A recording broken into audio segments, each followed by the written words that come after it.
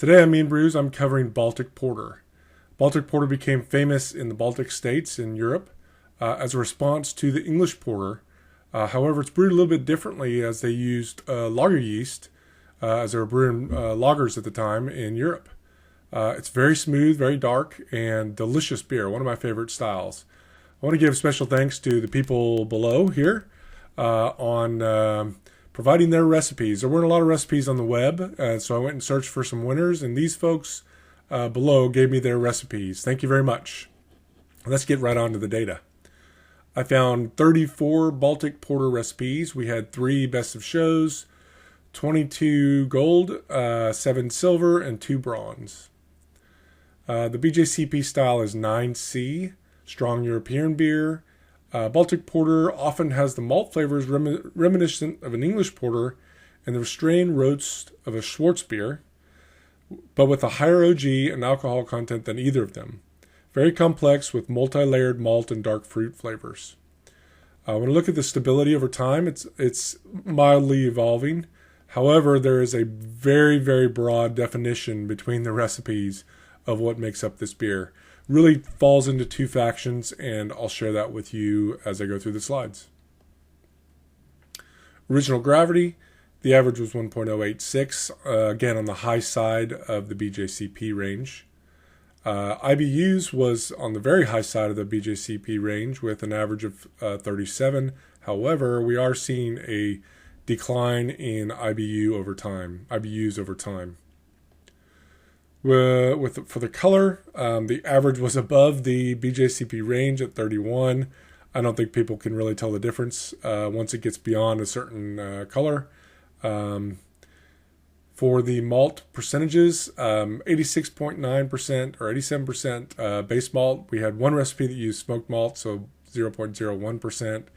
5.7% crystal, about 1% toast, 4.7% roast, and about 2% adjuncts. When you look at the recipes that use the ingredients, you see 100% of the recipes used a base malt between 70 and 97%. Zooming in on the specialty malts, we see 100% of the recipes used a roast malt and about 97% used crystal. The roast range between around 2% up to around probably 13%, with an average right around 5. Crystal was ranged between 2.5 and somewhere above here, with an average around 6. Fewer people used adjuncts and toasted malts. Not enough to warrant me putting these in my recipe at the end. For the base malts, we had Munich malt. 85% of the recipes used a Munich malt at an average of 25% of the grist. And Maris Otter Golden Promise, 56% of the recipes used a Maris Otter Golden Promise at an average of 60% of the grist. However, the range is quite large, around 7% up to about 87%. Big sweep here. Next most prominent was Pilsner malt. 53% of the recipes used a Pilsner malt at an average of 43% of the grist. And then we have Vienna, wheat malt, and rye. Going back to this, I didn't put it on this slide, but one thing I noticed, and I talked about this at the beginning, the 2 faction styles we're seeing here is one faction of people used British malts with typically a yeast, the San Francisco lager yeast. The other faction of people used a Pilsner malt or German malts with a German lager, mainly 3470. So we see 2 trains of thought here. One thing that we did note, most of the recipes used Munich. When the recipes on the English style that used the Maris Otter Golden Promise, the average percentage of Munich used was 15%. And when the base malts were Pilsner malts or German styles, that jumped up to 30. So I think they're getting their malt complexity from different places. So keep that in mind when you're formulating your recipe. If you're going the German way, put more Munich in. If you're going the English way, put less Munich in. Percent of Pilsner in the grain bill was one area of evolution. We're seeing a trend upward in time with Pearson's coefficient of 0.26. For crystal malts, the most prominent crystal malt was a medium crystal or a Care Munich.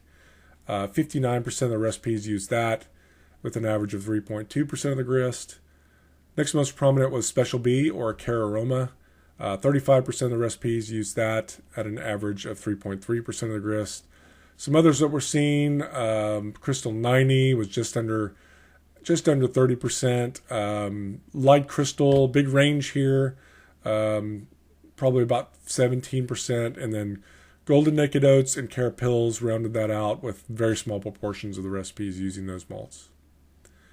We are seeing a decline in time on the amount of crystal malts used. Somewhere around 3% is the average for the ones that did use crystal malts. Pearson's coefficient is negative 0.58, meaning it's on a negative decline over time. Toasted malts, not a lot of recipes used them. The most prominent was 6%, and that was Biscuit and Victory. Single recipes used honey, extra special malt, extra special roast malt, and melanoid in one-off recipes. Roast malts, the most prominent roast was chocolate or a Carafa special. We had 97% of the recipes used chocolate malt at 3.2% of the grist. Next most prominent is Black Prince or Black Patent. 32% of the recipes use a black malt at an average of 1.6% of the grist. We had some others: roasted barley, brown malt, coffee malt, chocolate rye. Small proportions of the recipes use those malts, and I wouldn't recommend using them here.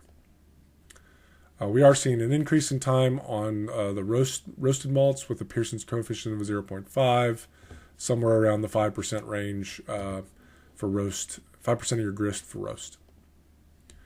Adjuncts, again, not a lot of recipes use them. The most prominent was brown sugar at around 17.5%. I'm not going to recommend putting any adjuncts in this beer. Bittering hops, the most prominent were Perla and Magnum, followed by Satz, Haller, Millerfrüh, and a slew of others here. Minor recipes use these. Mainly German hops or Germanic hops were used for bittering. For flavor hops, Haller Mittelfrüh was the most prominent, followed by Satz. And again, some onesies and twosies here use these hops. An interesting one I found was this Edelweiss hop blend. There's a hop seller, retailer, that blends hops to a certain way, and somebody swore by it in their recipe. So I'd never seen that before. So aroma hops, Haller Mittelfrüh, not a lot of recipes use them. Only 6% of the recipes use Haller Mittelfrüh, and one-off recipes here. We'll get to the proportions for the late edition hops in the next slide. Again, Blue Curve is the flavor hops. 74% of the recipes use the flavor hop edition at an average of 0.2 ounces per gallon or 1.5 grams per liter, ranging from 0.05 to 0.4. And then 21% of the recipes use an aroma hop, not enough to warrant using it, at an average of 0.15 ounce per gallon or 1.1 grams per liter. Again, a big range here. We are seeing an increase in the percentage of recipes that used flavor hops over time. So this is becoming more and more prominent with people that are winning, with the Pearson's coefficient of 0.619. So good correlation here, showing that people are, this needs to be in the beer if you're going to try to win in competition. Mash types, we had 2 decoction mashes, 1-step mash, but the vast majority were single infusion, 91%. For the mash rests, we had 9% of the recipes did a protein rest at 125 Fahrenheit or 52 Celsius for an average of 17 minutes. And for the saccharification rest, the average temperature is 152 Fahrenheit or 67 Celsius for an average of 68 minutes. The range was between 145 and 157 Fahrenheit. For the alpha rest temperatures, we're seeing this increase over time. Pearson's coefficient shows a positive correlation increasing over time. So keep that in mind. I think, let's go back. The average was 152, but you're probably going to want to be in the 153, 154 range when you mash this beer. Boil duration anywhere between 60 and 120 minutes with an average of 83. I think I'm going to put 90 in mine. Probably going to need that just to get the original gravity you need, unless you've got great efficiency and you're very good at sparging. All right, for the yeast use, most prominent was White Labs 830, 2124, or this is the 3470 strain. White Labs 833 was second, tied with Anchor Steam. This was the British styles. This is the Bock yeast used for Bock beers. And then some of the other lager strains. There was one Windsor and Whitbread. These are ale strains. And then this is the Bavarian lager strain, White Labs 920. Stick with these three, one of these three, and you'll do fine. I think if you're gonna go to the British route, use Anchor Steam. If you're gonna go the German route, pick one of these two, and you'll be fine. Water chemistry, huge sweep here. Calcium between 20 and 396 with an average of 94. This calcium was very high because one recipe used a lot of slaked lime, which put a lot of calcium in the mash according to the calculations. Stick with something under this number here.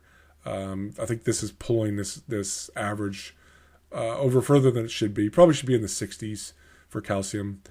Magnesium, the average was 6. Sodium, the average was 31. Sulfates, the average was 62. And chlorides, the average 65. Pretty balanced here ratio.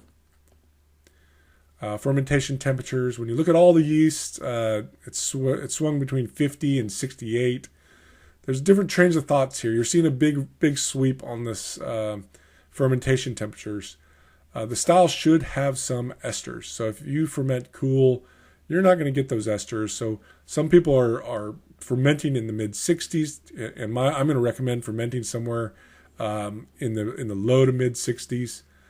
Just to try to get some esters into this style. It shouldn't be devoid of esters. People are still winning with recipes that are very clean and without esters and just very, very clean lager strains. Taking a look at the individual strains, the Weihenstephan 3170, the average was right around 56. The Anchor Steam strain, the average was about 58.5, 59 Fahrenheit. And the Bock strain, the average was cooler at about 52. So use this data to help you decide with what yeast you're going to use, how you're going to, what temperature you need to ferment at. Oh, and the fourth most common was the Oktoberfest strain with an average of 56, right with 3470. Other variables, the average carbonation volumes was 2.36 and the average mash pH was 5.37. All right, on to the recipe. I'm going the British route. I've had very good success with using the British malts and using the Anchor Steam strain. You'll see in my Brewfather recipe the awards that I've won with my Baltic Porter. Around 63-64% Maris Otter for the base malt and 25% Munich malt. I'm going to go with 3.3% Special B, 3.2% Bryce chocolate, 3.2% Thomas Fawcett's Crystal malt, Crystal 60, and then Black Patent or Black Prinz, which Black Prinz is pretty dark. It'll make it very dark. So a black malt at about 1.6%. I'm going to bitter with Perla hops for about 30 IBUs. And then I'm going to add 0.2 ounces per gallon of Haller Mittelfrüh at 15 minutes for a total of 37 IBUs. Yeah. For the water, or for the original gravity, I'm going to shoot for about 1.086 and 37 IBUs. I'm going to shoot for this water chemistry, 32 parts per million calcium, 6 magnesium, 30 sodium, 65 chloride, 62 sulfate, and whatever the bicarbonates or carbonates end up being.